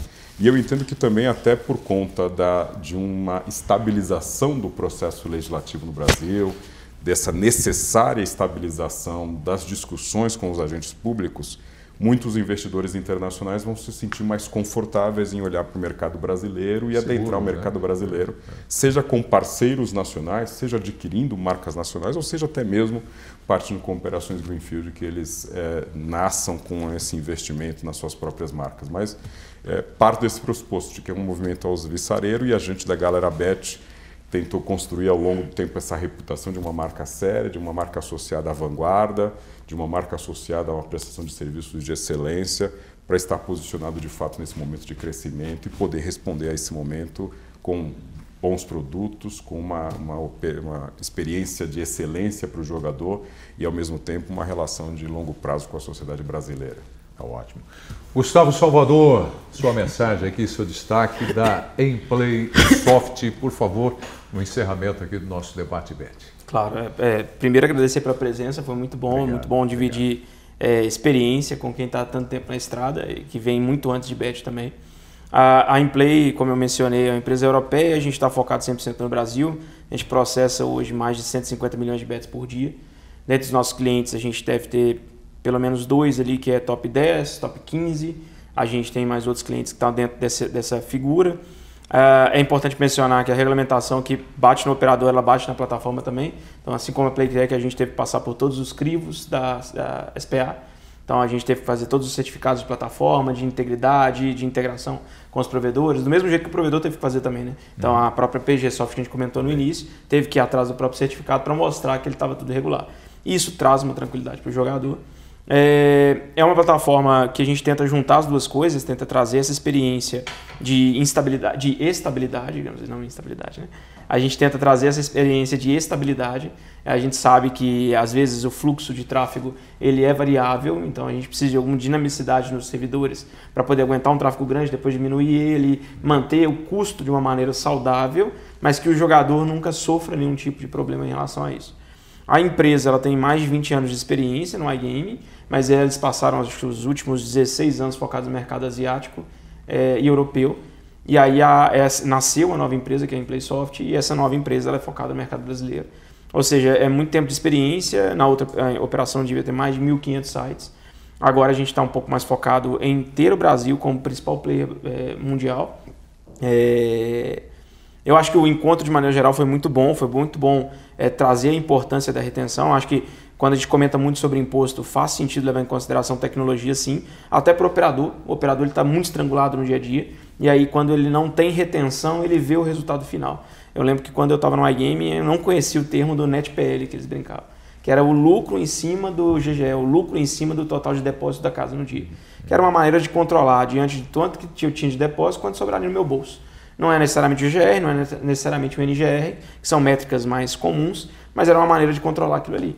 E quando a gente olha, cada tecnologia não traz retenção, isso resulta em um lucro menor para o operador. E aí quando você tem 2, 3, 4, 5%, em alguns casos 8% de lucro menor, isso representa lá na frente que você vai ter que pagar junto com o imposto ainda menos dinheiro numa operação que já é muito apertada. Então acho que o Sabiá ele desmistificou muito bem isso, de que a operação está nadando no dinheiro e quando você olha números expressivos, acho que teve momentos de ignorância, inclusive da mídia de maneira geral, que divulgou informações como se tivessem valores trilionários e a casa está sobrando dinheiro, jogando dinheiro para cima e não é necessariamente assim. São operações que geram emprego, são operações que geram renda e que é um mercado que vai traduzindo. As novas gerações vão ficando cada vez mais próximos disso e isso vai fazendo cada vez mais sentido. Eu acho que assim, considerações finais. Acho que a regulamentação e a SPA fez um bom trabalho na regulamentação, mas eu também nunca vi tanta M&A acontecendo antes em um intervalo de tempo tão curto. Porque no final das contas eu acho que não tem muito a ver com o dinheiro necessário para ter uma operação. mas sim com o tamanho do risco para operar diante de um curto intervalo de tempo para decisão. Eles tiveram 3, 4 dias para tomar uma decisão de investir ou não no Brasil. E ainda tinha uma regra que a empresa internacional que queria começar a operar no Brasil, mas não operava no mercado cinza, tinha que esperar 1º de janeiro para começar a operar. Então tem muita empresa internacional com presença muito forte lá fora que ainda não tem coragem de colocar o pé no Brasil porque está entendendo a segurança jurídica, está entendendo o cenário como um todo e tal. E aí quando você coloca 35 milhões ali, acho que complica um pouco. Eu acho que os players que a gente tem hoje estão enfrentando um primeiro momento regulatório muito difícil. Então é muito mais difícil para quem teve que fazer um QIC de 12 minutos, né? Um processo de onboarding em 12 minutos, para baixar para 2, para poder baixar agora para 40 segundos, 30 segundos, porque a gente é muito data-driven. Então a gente tem reconsulta de dados, dependendo do provedor de QIC que você tem, etc. Você consegue diminuir essa fricção de início, justamente para você poder facilitar aquele momento ali, né? É só você imaginar o físico, né? Imagina você chegar na porta de um estabelecimento, de um shopping, e aí você tem que fazer 12 minutos de QIC, de verificação facial, e conta para você poder entrar e escolher um presente que você quer comprar, alguma coisa assim. Então eu acho que todos os operadores, os 190 operadores hoje, eles estão enfrentando muita coisa e estão criando um cenário mais positivo. Mas eu também, botando 2 dedinhos de contribuição, eu vou um pouco mais para o cenário de que o Brasil é um país continental. Então acho que vai ter uma divisão de marcas, vão ter marcas que vão ser nível Brasil, que vão estar presentes em vários lugares diferentes, etc. E vão ter marcas que vão estar nível cidade. E quando a gente leva em consideração a receita de uma casa de aposta, às vezes uma estratégia de war bem aplicada numa cidade específica, às vezes um São Paulo bem explorado, é melhor do que você fazer um Brasil inteiro desdirecionado, o tráfego desdirecionado. Então acho que vai passar por esse momento de maturidade. Acho que se tudo der certo vão ter novos players, mas o meu dedo de contribuição, assim, de discordância nessa conversa toda foi: eu acho que não teve tempo ainda. Quando a gente olha a quantidade de operações que nasceram em conjuntos de slots, né? Porque a licença ela dá três sites que você pode ter. Então você paga 35 milhões, na verdade são 30 milhões, 5 milhões fica como um fundo garantidor, que você vai honrar seus compromissos, se o jogador ganhar você tem que pagar. Então isso traz um pouco, aqueles benefícios da regulamentação, traz segurança ao jogador, então o jogador ele não tem o risco de não receber, por exemplo. É uma diferença de uma rifa legalizada e uma rifa desregularizada. Mas são 30 milhões por 5 anos e 3 sites. Então teve empresas que estavam estruturadas o suficiente para poder ter o seu site, ter a sua estrutura e ir lançando aos poucos. A galera é uma das que se destacou desde o início. Mas teve várias outras empresas também que, pelo risco jurídico, falaram: eu não tenho coragem de entrar com 30 milhões sozinho. E aí o M&A ali aconteceu, juntou 2 empresas, juntou 3 empresas. Então, das empresas que a gente tem hoje, tem muitas empresas que entraram juntos. Eu acho que um reflexo dessa dificuldade regulatória e do preço também é que acabou formando uma espécie de mercado paralelo de comercialização de slot.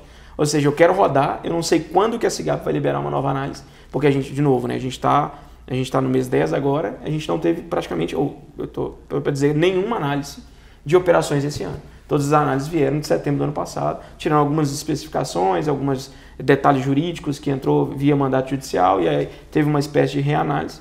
Mas a gente não tem reanálise de novas operações entrando desde aquela época.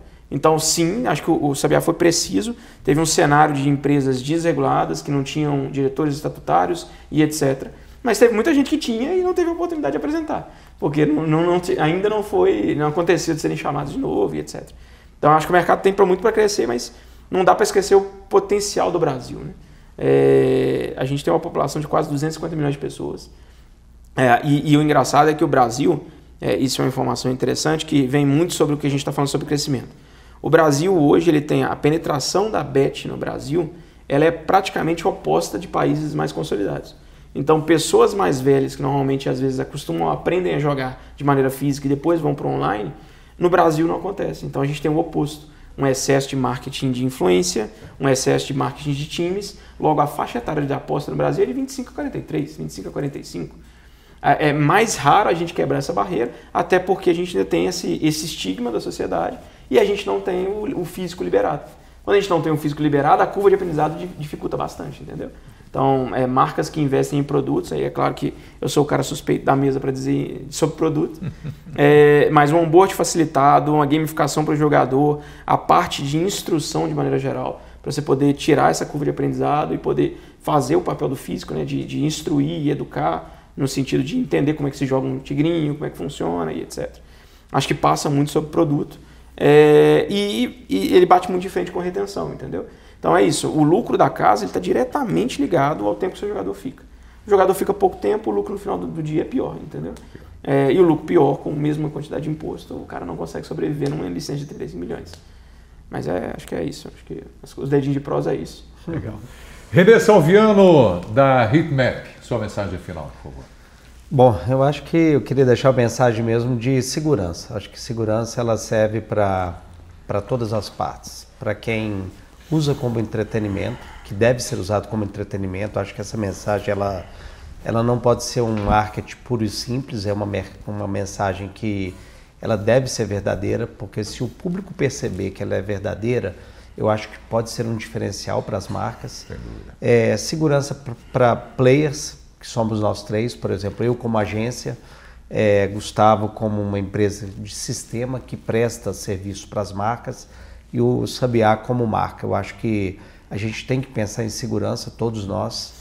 E no meu caso específico, eu acho que trazer segurança para as marcas, aí não vale, eu acho que quem está nos assistindo deve ter pessoas de vários segmentos. Como a gente lá na agência atende vários segmentos, eu acho que as marcas precisam ter segurança onde vai colocar o seu dinheiro. A agência ela foi criada num ambiente de 20 metros quadrados, eu tinha acabado de sair do clube, era eu e Deus, e eu falei, cara, eu quero verdade nisso aqui, eu quero que a cultura seja verdadeira, eu quero que tenha bastante energia boa nisso aqui. Então, quando eu falo de segurança, desde o início na cultura, eu queria prestar um serviço de segurança. O Sabiá já foi meu cliente, é cliente, sabe como que eu conduzo os negócios. Não importa ali, a venda ela não está no início. Então, quando eu falo de segurança, poxa, eu não quero vender um ticket alto porque eu vou ganhar muito. Eu quero que ele faça um bom investimento. Assim como, obviamente, eu vou vender para o Gustavo daqui a alguns dias, eu vou virar para ele e falar, Gustavo, não coloque seu dinheiro aqui. Não precisa comprar nada. Na hora certa vai aparecer uma coisa boa que faça sentido para você. Porque não é o ato de colocar a marca dele lá. Então, acho que segurança, desde o início deste mercado, era algo que tinha que ter sido implementado. E ele só foi mais no final. Aí eu estou falando no geral, tá? Não estou falando de uma marca ou outra. Eu acho que são diferenciais de mercado. Então, acho que a mensagem que eu deixo para todo mundo é essa palavrinha aí. Eu acho que ela deve envolver qualquer mercado, qualquer atitude, seja de quem está apostando lá, de quem está se divertindo ou não, dos operadores, nós, né? O que a gente faz e dos outros segmentos também. Quem está querendo vender uma bebida, ou um carro, ou prestar qualquer tipo de serviço. Eu acho que é isso. Perfeito.